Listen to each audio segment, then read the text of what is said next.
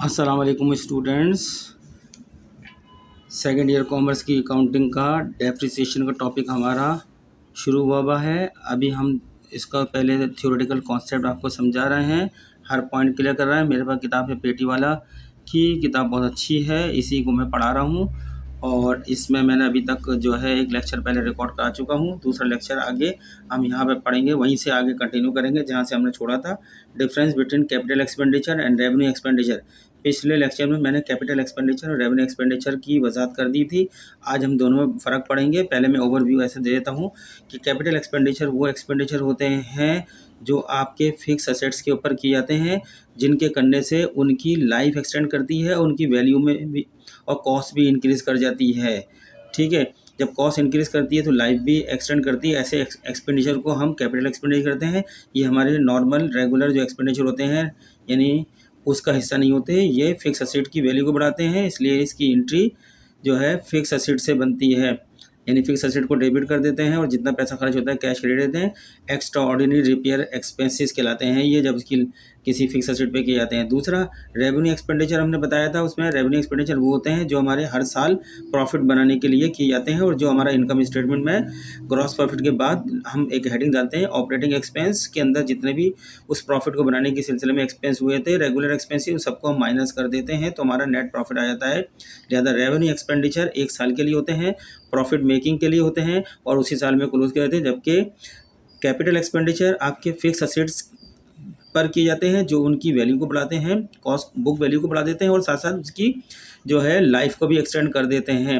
Efficiency और उसकी जो है बेहतर हो जाती है, इसलिए उसकी लाइफ एक्सटेंड होती है, तो वो कैपिटल एक्सपेंडिचर होते हैं। ये हमने पहले पिछले लेक्चर में बता दिया था। अब आज हम जो है इनका 5 बेसिस की बुनियाद पर फ़र्क देखते हैं। ये हमने कॉलम वाइज, ये किताब के अंदर कॉलम वाइज सेट किया गया है। पहला कॉलम है बेसिस ऑफ डिफरेंस, किस बुनियाद पर डिफरेंस फ़र्क आ रहा है दोनों के अंदर। पहला कॉलम हमने कैपिटल एक्सपेंडिचर है, सरमाया जाती है अखराजात जो फिक्स एसेट्स की बुक वैल्यू को बढ़ाते हैं और लाइफ को एक्सटेंड करते हैं, वो अखराजात जिसको हम एक्स्ट्राऑर्डिनरी रिपेयर एक्सपेंसिव बोलते हैं। और दूसरा रेवेन्यू एक्सपेंसिव जो आपके जनरल एक्सपेंसिस होते हैं, आमतौर पे कारोबार एक साल के लिए कारोबार के प्रॉफिट बनाने के लिए किए जाते हैं और उसी साल में क्लोज कर दिए जाते हैं, जो आपके ग्रॉस प्रॉफिट में से माइनस किए जाते हैं, वो एक्सपेंस होते हैं। ये इन दोनों में फ़र्क देखने जा रहे हैं हम। पहला फ़र्क बताया है पर्पस के मुताबिक, मकासद के मुताबिक, मकसद के मुताबिक क्या फ़र्क है आपका पर्पस। पर्पस में कैपिटल एक्सपेंडिचर को बयान किया, इट इज़ इनकर्ड, ये किए जाते हैं for the purchase of fix asset. जब फिक्स असेट परचेज किया जाता है तो आपके जितनी भी कॉस्ट पे करते हैं वो कैपिटल एक्सपेंडिचर ही होती है। फिक्स असेट की जितनी भी कॉस्ट पे की जाती है वो कैपिटल एक्सपेंडिचर होती है। इसी तरीके से रेवेन्यू, इसी पर्पस के मुताबिक रेवेन्यू एक्सपेंडिचर कहते हैं, इट इज़ इनकर्ड, ये किए जाते हैं for the maintenance of fix asset. जो आपका फिक्स असेट होता है उसकी मेंटेनेंस के लिए ये किए जाते हैं, जिसको हम डेप्रिसिएशन एक्सपेंस के नाम से आप जो है रेवेन्यू एक्सपेंडिचर में रिकॉर्ड करते हैं, प्रॉफिट में से माइनस करते हैं। अर्निंग कैपेसिटी यानी कारोबार की कमाई की सलाहियत को बढ़ाने के लिए जो एक्सपेंडिचर किए जाते हैं, हम दो तरीके से देखेंगे एक्सपेंडिचर है, कैपिटल एक्सपेंडिचर और रेवेन्यू एक्सपेंडिचर, इन दोनों में फ़र्क देखते हैं।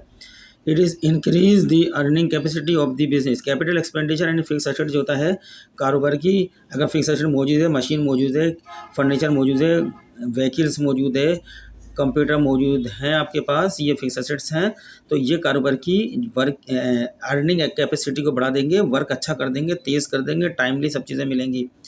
तो कैपिटल एक्सपेंडिचर अगर इस पे की जाते हैं अर्निंग फिक्स असेट पे, जो कारोबार की अर्निंग कैपेसिटी बढ़ाया था, ये आपकी कैपिटल एक्सपेंडिचर। अर्निंग कैपेसिटी के बारे से देखते हैं एक्सपेंडिचर में, इसके अंदर रेवेन्यू एक्सपेंडिचर में कोई earning capacity, it does not increase the earning capacity of the business. Revenue expenditure होते हैं वो कारोबार की अर्निंग कैपेसिटी को कभी भी नहीं बढ़ाते हैं, बल्कि कारोबार के प्रॉफिट बनाने में हेल्पफुल होते हैं। एक फ़र्क आ गया। दूसरा फ़र्क देखते हैं पीरियोडिसिटी ऑफ बेनिफिट। अरसे के अंदर अंदर के बेनिफिट दिया जाता है, आहिस्ता आहिस्ता जो हर साल टू साल इसका बेनिफिट मिलता रहता है। पीरियोडिसिटी जो अरसा होता है उसकी बेनिफिट के बारे में देखते हैं।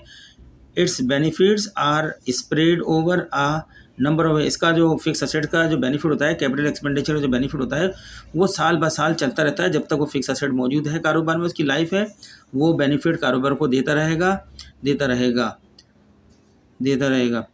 जबकि रेवेन्यू एक्सपेंडिचर में it's benefit is only for one accounting period. इसका बेनिफिट सिर्फ एक ही अकाउंटिंग पीरियड के लिए होता है रेवेन्यू एक्सपेंडिचर का, क्योंकि फिक्स असेट्स के ऊपर जितना फिक्स असेट यूज़ हुआ होता है उसको हम डेप्रिसिएशन साल के अंदर एक ही मरतबा डेप्रिसिएशन एक्सपेंस रिकॉर्ड करते हैं जो रेवेन्यू एक्सपेंडिचर के अंदर जाता है। फिर नंबर चौथा हम देख रहे हैं इसके प्लेसमेंट इन फाइनेंशियल स्टेटमेंट। इसकी फाइनेंशियल स्टेटमेंट में कहाँ प्लेसमेंट होती है फिक्स असेट की, देखते हैं। कैपिटल एक्सपेंडिचर की, it is an item of balance sheet का आइटम होता है and is shown as an asset के तौर पर शो किया जाता है फिक्स असेट को बैलेंस शीट पे। और इसकी प्लेसमेंट जहाँ हम देखते हैं रेवेन्यू एक्सपेंडिचर होती है कोई, it is an item of trading and profit and loss account का होता है डेप्रिसिएशन एक्सपेंस की शक्ल में, and is shown on the debit side of either of the two. Profit and loss की डेबिट साइड पे शो कर दिया जाता है इसको। रिकॉर्डिंग के अंदर देखते हैं असेट के तौर पर रिकॉर्ड किया जाता है, असेट डेबिट किया जाता है, और कैश या उधार में तो अकाउंट पे भी क्रेडिट कर दिया जाएगा। फिक्स असेट को कैपिटल एक्सपेंडिचर के अंदर बतौर असेट्स रिकॉर्ड किया जाता है, असेट्स को डेबिट किया जाता है, कैश को क्रेडिट किया जाएगा। पेमेंट कर दी तो कैश क्रेडिट करेंगे, पेमेंट नहीं करी तो अकाउंट पे बिल क्रेडिट कर देंगे। और ये एक्सपेंस के तौर पर, डेप्रिसिएशन एक्सपेंस के तौर पर रिकॉर्ड होता है रेवेन्यू एक्सपेंडिचर में, कैश या अकाउंट पे बिल क्रेडिट कर दिया जाता है।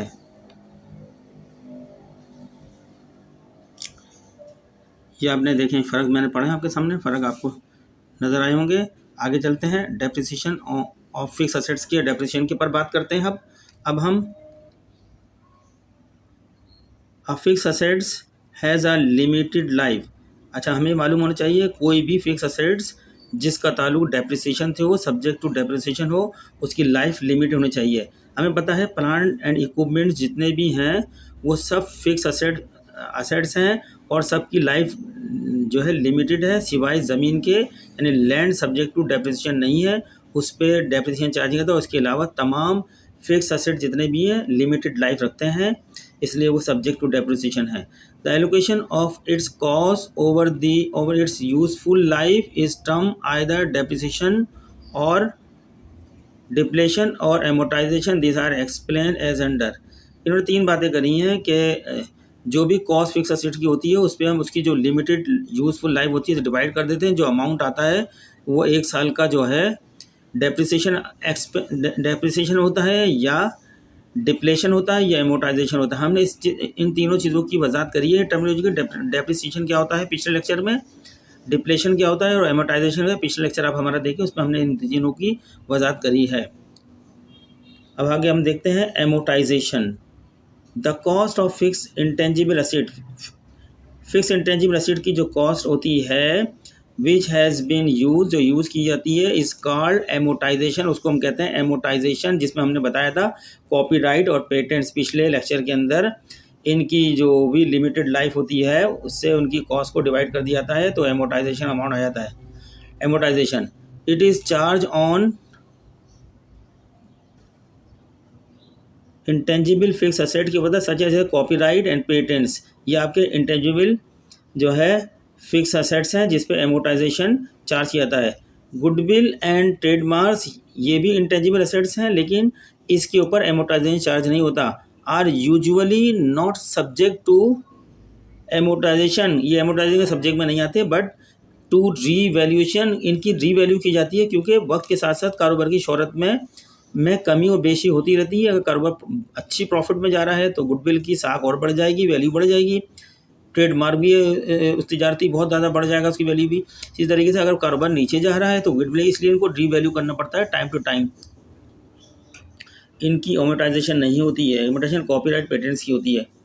डिप्लेशन मतलब वो हमने बताई थी पिछले लेक्चर में, डिप्लेशन वो होता है जो ज़मीन में ज़ख़ीरा है, पेट्रोल की शक्ल में, कानों के अंदर कोयला वगैरह होता है, गैस की शक्ल में, जो भी ये चीज़ें होती हैं इनको ये लिमिटेड तादाद में होती हैं, इनको आहिस्ता आहिस्ता निकाला जाता है ज़रूरत के मुताबिक। जितना निकाला जाता है तो ये वो वेस्ट हो रहा होता है, इसलिए उस वेस्ट आइटम को हम डिप्लेशन कहते हैं।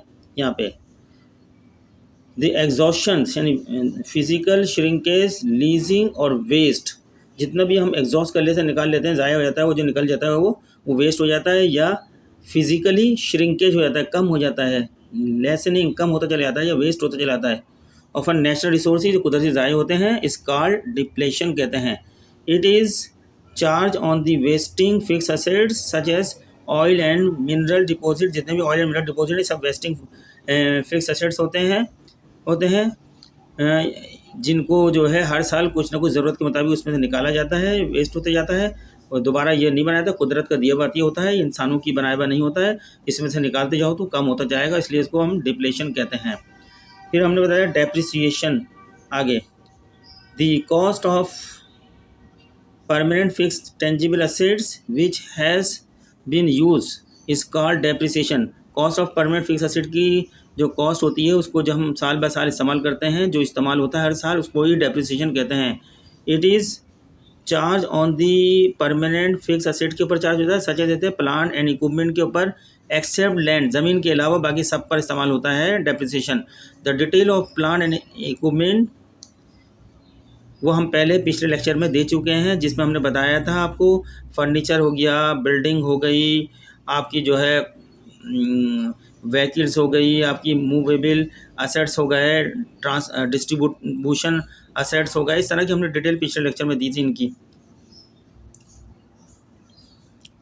Depreciation expense must be recorded होना चाहिए, बिकॉज डेप्रिसिएशन एक्सपेंस लाजमी रिकॉर्ड करना चाहिए, क्योंकि it is one of the cost, ये कॉस्ट का एक हिस्सा होता है, विच आर इनकट जो की जाती है in the production of periodic income. जो पीरियोडिक इनकम हर साल की जो इनकम बनाई जाती है, उस इनकम को पैदा करने के लिए ये रेवेन्यू डेप्रिसिएशन एक्सपेंस जो होता है वो उसका इस्तेमाल होता है, वो इसमें से वो खर्चा इस इनकम को बनाने के लिए किया जाता है, लिहाजा इसमें से डिडक्ट होने चाहिए।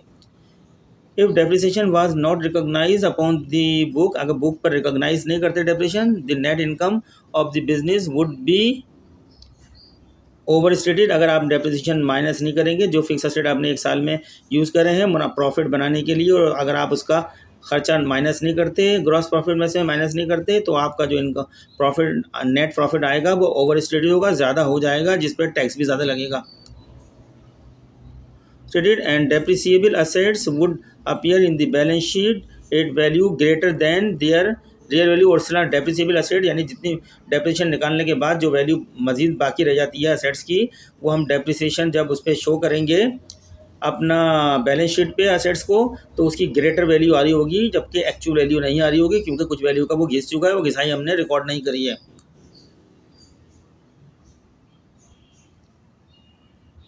Errors of this kind constitute serious misrepresentation of fact. इस किस्म की गलतियाँ जो है हकाइक में गलत तस्वुर पैदा करती हैं।